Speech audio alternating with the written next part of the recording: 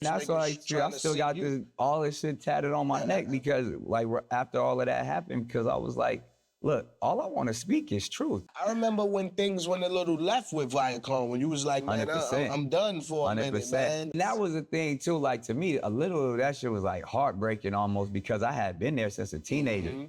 And I always thought they had my back. But when you dealing with a corporate infrastructure and board members and, you know, like the stock market and shit like that. Relationships don't matter at that point. Even that was literally on one of my platforms, one of my podcasts, you know, for me sitting down with Griff, just popping and talking about real life shit, talking about us, talking that's why I always say, like, I was just standing on business for the culture about like who we are as Black people. And then I think, you know, our truth can hurt and offend sometimes.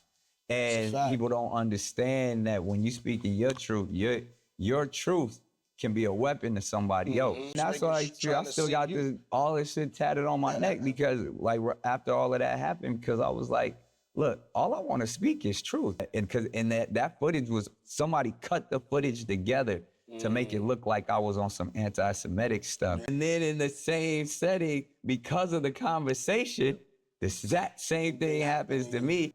Whoa, this game is way heavier than I thought it was. But what that showed me, even as a businessman, I sat back because that was my next question. I did have such a real squad. That's where I saw the loyalty. That's where I saw everybody stand firm for me.